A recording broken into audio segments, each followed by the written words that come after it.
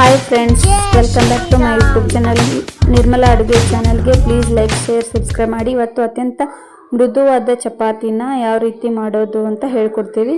ಮೊದಲಿಗೆ ಗೋಧಿ ಹಿಟ್ಟನ್ನು ತೆಗೆದುಕೊಂಡು ಅದಕ್ಕೆ ಸ್ವಲ್ಪ ಎಣ್ಣೆ, ರುಚಿಗೆ ತಕ್ಕಷ್ಟು ಉಪ್ಪು ಹಾಕಿ ಚೆನ್ನಾಗಿ ನೀರನ್ನು ಹಾಕದೆ ಚೆನ್ನಾಗಿ ಕಲಿಸಬೇಕು. ಇದನ್ನು ಎಲ್ಲ ಮಿಶ್ರಣ ಮಾಡಿದ ನಂತರ ಇದಕ್ಕೆ ಸ್ವಲ್ಪ ನೀರನ್ನು ಹಾಕಿ ಕಲಿಸುತ್ತಾ ಹೋಗಬೇಕು. ಈ ರೀತಿಯಾಗಿ ಕಲಿಸುತ್ತಾನೆ ಇರಬೇಕು. ಹೀಗೆ ಕಲಿಸಿದ ನಂತರ ಚಪಾತಿಗೆ ಸ್ವಲ್ಪ ಎಣ್ಣೆಯನ್ನು ಹಾಕಿ ಮತ್ತೆ ಚೆನ್ನಾಗಿ ಕಲಿಸಿರಿ. ಈಗ ಒಂದು 5 ನಿಮಿಷಗಳ ಕಾಲ ಇದನ್ನು ಮುಚ್ಚಿಡೋಣ. ನೋಡಿ, ಈಗ 5 ನಿಮಿಷಗಳ ನಂತರ ಅತ್ಯಂತ ಮೃದುವಾದ ಚಪಾತಿ ಹಿಟ್ಟು ಎಷ್ಟೊಂದು ಸಾಫ್ಟ್ ಆಗಿದೆ ನೀವು ನೋಡ್ಬೋದು. ಹಿಟ್ಟು ಎಷ್ಟು ಸಾಫ್ಟ್ ಆಗುತ್ತೋ ಆ ರೀತಿಯಾಗಿ ಚಪಾತಿ ಚೆನ್ನಾಗಿ ಸಾಫ್ಟ್ ಆಗಿ ಲೇಯರ್ ಆಗಿ ಬರುತ್ತೆ.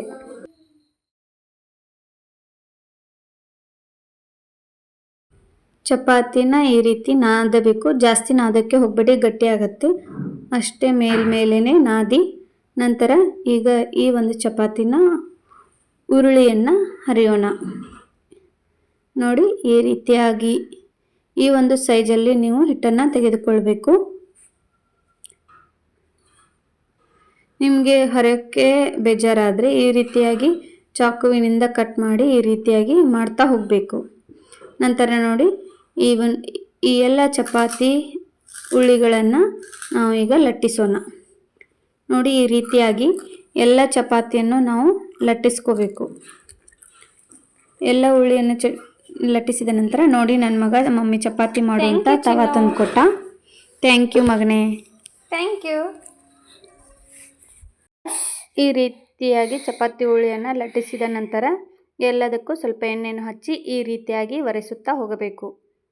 ಈಗ ನಾವು ಯಾವ್ಯಾವ ಸ್ಟೈಲಲ್ಲಿ ನಾವು ಚಪಾತಿನ ಮಾಡೋದು ಅಂತ ಹೇಳ್ಕೊಡ್ತೀನಿ ನೋಡಿ. ಈಗ ಇದೊಂದು ಸ್ಟೈಲ್, 2 ಸ್ಟೈಲ್, ಇದು 3ನೇದು. ಇದು ಒಂದರ ಮೇಲೆ ಒಂದು ಹಾಕಬೇಕು. ನಂತರ ಇದನ್ನು ಚೆನ್ನಾಗಿ ಮಡಚ್ತಾ ಹೋಗಬೇಕು. ಈಗ ನೋಡಿ, ಇದನ್ನು ಹೂವಿನ ಆಕಾರದಲ್ಲಿ ರೆಡಿ ಮಾಡ್ತಿದ್ದೀನಿ. ಇದನ್ನ ಸೀದಾ ಮಡಚ್ತಾ ಹೋಗಿದ್ದೀನಿ. ಈ ಥರ ಸುಳಿಯನ್ನು ಸುತ್ತಿ ನೋಡಿ, ಈ ಥರ ಮಾಡ್ಬೋದು. ನೋಡಿ, ಚಪಾತಿಯನ್ನು ಯಾವ ಶೇಪಲ್ಲಿ ನಾವು ಮಾಡ್ಬೋದು ಅಂತ. ಈಗ ಟ್ರಯಾಂಗಲ್ ಶೇಪಲ್ಲಿ, ತ್ರಿಭುಜಾಕಾರದಲ್ಲಿ ಚಪಾತಿನ ನಾದಿದ್ವಿ.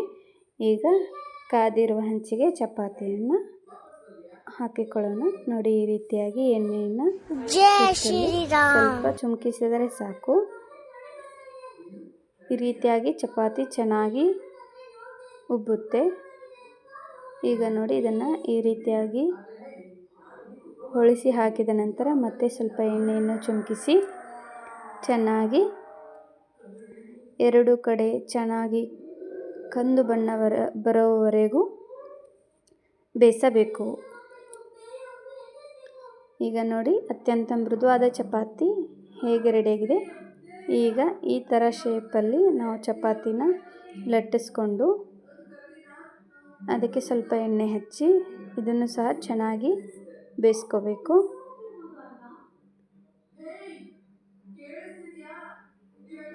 ನೋಡಿ, ಅತ್ಯಂತ ಮೃದುವಾದ ಚಪಾತಿ ಎಷ್ಟು ಚೆನ್ನಾಗಿ ಮಾಡಿದ್ದೀವಿ. ತುಂಬಾ ರುಚಿಕರವಾಗಿ ಇರುತ್ತೆ. ನೀವು ಎಲ್ಲೂ ಸ್ಕಿಪ್ ಮಾಡದೆ ನನ್ನ ವಿಡಿಯೋವನ್ನು ನೋಡಿದರೆ ಮಾತ್ರ ನಿಮಗೆ ಎಲ್ಲವೂ ಅರ್ಥ ಆಗುತ್ತೆ. ಯಾಕಂದರೆ ಮಿಡಲಲ್ಲಿ ನಾನೇನಾದರೂ ಚಪಾತಿದು ಟಿಪ್ಸನ್ನು ಹೇಳ್ತಾ ಇರ್ತೀನಿ. ಈಗ ನೋಡಿ, ಎಷ್ಟು ಚೆನ್ನಾಗಿ ಚಪಾತಿ ರೆಡಿ ಆಗ್ತಿದ್ದಾವೆ ಅಂತ. ಇದೇ ಮೊದಲ ಬಾರಿಗೆ ನೀವು ನನ್ನ ಒಂದು ಚಾನಲ್ನ ನೋಡ್ತಾ ಇದ್ದರೆ ದಯವಿಟ್ಟು ನನ್ನ ಒಂದು ಚಾನಲ್ಗೆ ಸಬ್ಸ್ಕ್ರೈಬ್ ಮಾಡಿ, ಲೈಕ್ ಮಾಡುವುದನ್ನು ಮರೆಯಬೇಡಿ. ನೋಡಿ, ಈ ರೀತಿಯಾಗಿ ಚಪಾತಿನ ಕಡಿಮೆ ಸಮಯದಲ್ಲಿ ಹೆಚ್ಚು ಇಷ್ಟವಾಗುವ ರೀತಿ ಮಾಡಬಹುದು. ಚಪಾತಿ ಎಲ್ಲರಿಗೂ ಇಷ್ಟ. ಚಿಕ್ಕ ಮಕ್ಕಳಿಗೆ ಇದಕ್ಕೆ ಸ್ವಲ್ಪ ತುಪ್ಪ ಮತ್ತು ಬೆಲ್ಲವನ್ನು ಸವರಿ ಸುರುಳಿ ಮಾಡಿ ಕೊಟ್ಟರೆ ಒಂದು ತಿನ್ನುವವರು 2-3 ತಿಂತಾರೆ.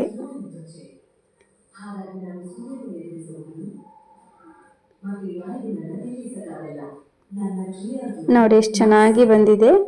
ಇದಕ್ಕೆ ನಾನು ಮಡಿಕೆಕಾಳು ಪಲ್ಯ ಕಾಂಬಿನೇಷನ್ ಮಾಡಿದ್ದೆ. ಚಪಾತಿಗೆ ಇಷ್ಟವಾಗುವುದು ಮಡಿಕೆಕಾಳು ಪಲ್ಯ. ಈಗ ಒಂದು ಪ್ಲೇಟ್ಗೆ ಸರ್ವ್ ಮಾಡ್ಕೊಳ್ಳೋಣ. ನೋಡಿ, ಅತ್ಯಂತ ರುಚಿಕರವಾದ ಮೃದುವಾದ ಹಾಗೂ ಲೇಯರ್ ಆದ ಚಪಾತಿ ಸವಿಯಲು ಸಿದ್ಧ. ನೋಡಿ ಎಷ್ಟು ತೆಳುವಾಗಿ ಬಂದಿದೆ, ಹೇಗೆ ಬಂದಿದೆ. Thank you for watching.